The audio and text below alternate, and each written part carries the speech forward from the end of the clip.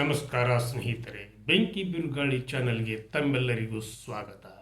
ನಾನಿವತ್ತು ರಾಜ್ಯದಲ್ಲಿ ಅಧಿಕಾರ ನಡೆಸ್ತಾ ಇರ್ತಕ್ಕಂಥವರು, ಅಧಿಕಾರದಿಂದ ವಂಚಿತರಾಗಿರ್ತಕ್ಕಂಥ ನಾಯಕರ ವಿಷಯವಾಗಿ ಈ ಸಂಚಿಕೆಯ ಮೂಲಕ ನಾನು ಅವರ ಒಂದು ಭಾವನೆಗಳಿಗೆ, ಅವರ ಒಂದು ನುಡಿಗಳಿಗೆ ಈ ಒಂದು ಸಂಚಿಕೆಯನ್ನು ಪ್ರಸ್ತುತಪಡಿಸ್ತಾ ಇದ್ದೇನೆ.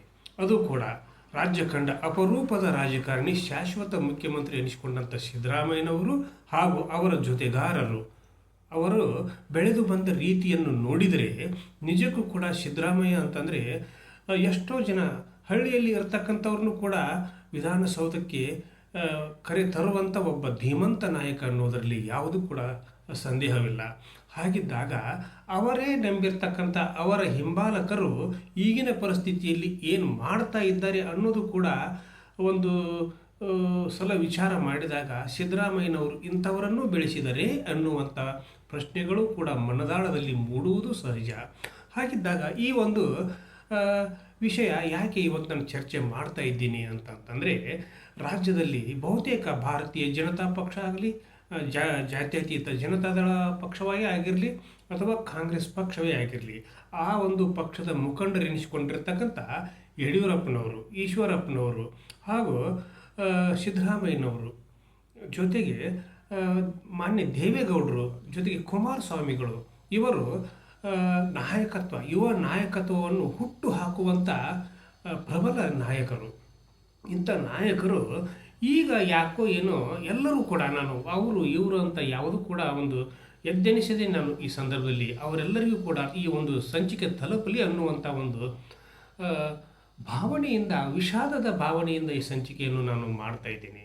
ಹಾಗಿದ್ದಾಗ ಈಗಿರ್ತಕ್ಕಂಥ ಬಹುತೇಕ ರಾಜಕಾರಣಿಗಳಿಗೆ ಅವರ ಒಂದು ಬೆಳವಣಿಗೆ, ಅವರ ಮಕ್ಕಳು, ಮೊಮ್ಮಕ್ಕಳು ಹಾಗೂ ಅವರ ಸಹೋದರರು ಹಾಗೂ ಅವರನ್ನು ಇಷ್ಟಪಟ್ಟಿರ್ತಕ್ಕಂಥ, ಅದರಲ್ಲೂ ಕೂಡ ಬೇರೆಯವರಲ್ಲ, ಅವರ ಮನೆತನದವರೇ, ಅವರ ಕುಟುಂಬದವರೇ, ಅವರ ಸಂಬಂಧಿಕರೇ ಆಗಿರ್ಬೋದು, ಅವರೆಲ್ಲರನ್ನೂ ಕೂಡ ರಾಜಕೀಯಕ್ಕೆ ತಂದು ಬೆಳೆಸಿ ಅವರನ್ನು ಮುಂದಿನ ನಾಯಕರನ್ನಾಗಿ ರೂಪಿಸ್ತಾ ಇರ್ತಕ್ಕಂಥ ಈ ಸಂದರ್ಭದಲ್ಲಿ ಈಗ ಯುವ ನಾಯಕತ್ವದ ಕೊರತೆ ಕರ್ನಾಟಕ ರಾಜ್ಯದಲ್ಲಿ ಎದ್ದು ಕಾಣಿಸ್ತಾ ಇದೆ.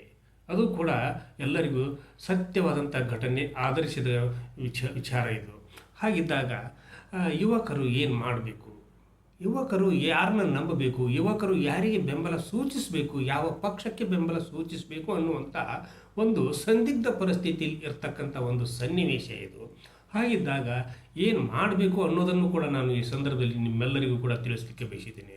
ಬಹುತೇಕ ನಾಯಕರೆನಿಸಿಕೊಂಡವರು ಈ ಒಂದು ವಿಷಯವನ್ನು ನಿರ್ಲಕ್ಷ್ಯ ನೀವು ಮಾಡಿದ್ದೇನೆ ಅಂತಂದರೆ ಮುಂಬರುವ ದಿನಗಳಲ್ಲಿ ನಿಮಗೆ ಸೋಲು ಕಟ್ಟಿಟ್ಟ ಬುತ್ತಿ. ಮುಂದೆ ನೀವು ಯಾವುದೇ ವಿಚಾರದಲ್ಲೂ ಕೂಡ ಮುಂದೆ ವಿಧಾನಸೌಧದ ಮೆಟ್ಟಿಲುಗಳನ್ನು ಹತ್ತುವಂಥ ಸಾಧ್ಯತೆಗಳೇ ಇಲ್ಲವೇನೋ ಅನ್ನುವಂಥ ವಿಚಾರವನ್ನು ಕೂಡ ನಾನು ಈ ಸಂದರ್ಭದಲ್ಲಿ ಹೇಳಲಿಕ್ಕೆ ಬಯಸಿದ್ದೀನಿ.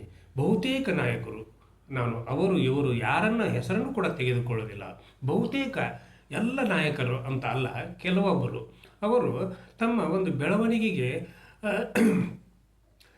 ಏನಿ ಆದವರನ್ನೇ ಒದ್ದು ಅವರ ಒಂದು ಬೇಳೆಯನ್ನು ಬೇಯಿಸಿಕೊಳ್ತಾ ಅವರ ಒಂದು ಅವರ ಮೇಲೆ ಚಪ್ಪಡಿ ಕಲ್ಲು ಹಾಕುವಂಥ ಕೆಲಸಗಳು ಈಗ ರಾಜ್ಯದಲ್ಲಿ ನಡೀತಾ ಇವೆ.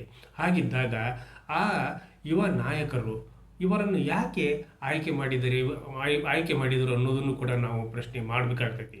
ಹಾಗಿದ್ದಾಗ ಆ ಸಮಯದಲ್ಲಿ ಇವರು ಏನೇನು ಆಶ್ವಾಸನೆ ಕೊಟ್ಟಿದ್ರು, ಮುಂದೆ ಅಧಿಕಾರಕ್ಕೆ ಬಂದಾಗ ಏನು ಮಾಡಬೇಕಾಗಿತ್ತು ಅದನ್ನು ಕೂಡ ಇವರು ಯಾರೂ ಕೂಡ ಮಾಡಲಿಲ್ಲ. ಜೊತೆಗೆ ಒಂದೇ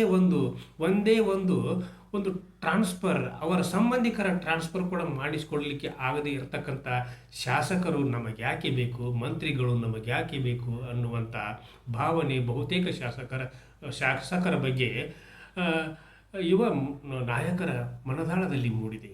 ಜೊತೆಗೆ ಅಧಿಕಾರ ಶಾಶ್ವತವಲ್ಲ, ಅದು ಎಲ್ಲರಿಗೂ ಗೊತ್ತಿರ್ತಕ್ಕಂಥದ್ದೇ. 5 ವರ್ಷ ಈ ಪಕ್ಷ ಬರ್ತೈತಿ, 5 ವರ್ಷಕ್ಕೆ ಆ ಪಕ್ಷ ಬರ್ತೈತಿ. ಯಾವುದೇ ಪಕ್ಷ ಬಂದರೂ ಕೂಡ, ಯಾವುದೇ ಪಕ್ಷದಲ್ಲಿಯೂ ಕೂಡ ಇದೇ ಒಂದು ಜಾಯಮಾನ ಮುಂದುವರೆದರೆ ಬಡವರು ವಿಧಾನಸೌಧದ ಮೆಟ್ಟಿಲುಗಳನ್ನು ಹತ್ತಬಾರದೆ ಅನ್ನುವಂಥ ಪ್ರಶ್ನೆಗಳು ಕೂಡ ಎದ್ದಿವೆ. ಅವು ಸ್ಫೋಟವಾಗುವಂಥ ವಿಚಾರ ದಯವಿಟ್ಟು ಎಲ್ಲರೂ ಕೂಡ ಅರ್ಥ ಮಾಡ್ಕೊಳ್ಬೇಕು. ಯಾಕಂದರೆ ಮುಂದಿನ ಚುನಾವಣೆಯಲ್ಲಿ ನೀವು ಆ ಜಾತಿ ಈ ಜಾತಿ, ಆ ಧರ್ಮ ಈ ಧರ್ಮ ಅವರು ನಮ್ಮವರು, ಇವರು ನಮ್ಮವರು, ಅವರನ್ನು ನಮ್ಮವನಲ್ಲ, ಇವನು ನಮ್ಮವನಲ್ಲ ಅನ್ನುವಂಥ ಯಾವುದೇ ಒಂದು ಭೇದ ಭಾವಗಳನ್ನು ಬದಿಗೊತ್ತಿ ಬುದ್ಧಿವಂತವರನ್ನು ಜೊತೆಗೆ ಏನಾದರೂ ಸಾಧಿಸಬೇಕು ಹಾಗೂ ಅಭಿವೃದ್ಧಿಪಡಿಸುವಂಥ ಕಾರ್ಯಕ್ರಮಗಳನ್ನು ರೂಪಿಸಿಕೊಂಡಿರ್ತಕ್ಕಂಥ ಯುವತಿಯರನ್ನು ನೀವು ರಾಜಕಾರಣಕ್ಕೆ ತಂದದ್ದೇನೆ ಅಂತಂತಂದರೆ ರಾಜಕೀಯ ಬದಲಾವಣೆ ಆಗುವುದರಲ್ಲಿ ಸಂದೇಹವಿಲ್ಲ. ಹಾಗಿದ್ದಾಗ ಈ ಒಂದು ವಿಚಾರವನ್ನು ನೀವು ಯಾಕೆ ಮಾಡ್ತಾ ಇಲ್ಲ ಅಂತಂದರೆ, ನಿಮಗೆ ಮಕ್ಕಳೇ ಅಧಿಕಾರಕ್ಕೆ ಬರಬೇಕು, ನಿಮ್ಮ ಸಹೋದರರೇ ಅಧಿಕಾರಕ್ಕೆ ಬರಬೇಕು, ನಿಮ್ಮ ಮೊಮ್ಮಕ್ಕಳೇ ಅಧಿಕಾರಕ್ಕೆ ಬರಬೇಕು, ನಿಮ್ಮ ಸಂಬಂಧಿಕರೇ ಅಧಿಕಾರಕ್ಕೆ ಬರಬೇಕು. ಯಾಕಂದರೆ ಬೇರೆಯವರು ನಿಮಗೆ ಮತ ಹಾಕಲಿಕ್ಕೆ ಮಾತ್ರ ಹುಟ್ಟಿದ್ದಾರೆಯೇ ಅನ್ನುವಂಥ ಪ್ರಶ್ನೆಗಳನ್ನು ಇವತ್ತು ನಾನು ಹಾಕ್ತಾ ನಾಳಿನ ಸಂಚಿಕೆಯೊಂದಿಗೆ ಮತ್ತೊಮ್ಮೆ ತಮ್ಮ ಜೊತೆಗೆ ಹಾಜರಾಗೋಕ್ಕಿಂತ ಪೂರ್ವದಲ್ಲಿ ಬೆಂಕಿ ಬಿರುಗಾಳಿ ಇದು ನಿಮ್ಮೆಲ್ಲರ ಚಾನಲ್ಲು, ಸಮಸ್ತ ನಾಡಿನ ಚಾನಲ್ಲು. ಈ ಚಾನಲ್ಗೆ ಸಬ್ಸ್ಕ್ರೈಬ್ ಆಗದೇ ಇರತಕ್ಕಂಥ ಪ್ರತಿಯೊಬ್ಬರು ಕೂಡ ಸಬ್ಸ್ಕ್ರೈಬ್ ಮಾಡಿರಿ, ಶೇರ್ ಮಾಡಿರಿ, ಲೈಕ್ ಮಾಡಿರಿ, ಕಮೆಂಟನ್ನು ಕೂಡ ನನ್ನ ಜೊತೆಗೆ ಹಂಚಿಕೊಂಡು ಈ ಸಂಚಿಕೆಯನ್ನು ನಾಡಿನಾದ್ಯಂತ ಮುಂದಾಳುಗಳಿಗೆ ತಲುಪಿಸ್ರಿ ಅನ್ನುವಂಥ ವಿನಂತಿಯೊಂದಿಗೆ ನಾಳಿನ ಸಂಚಿಕೆಯೊಂದಿಗೆ ಭೇಟಿ ಆಗ್ತೀನಿ. ಎಲ್ಲಿವರೆಗೂ ನನ್ನ ನಮಸ್ಕಾರ.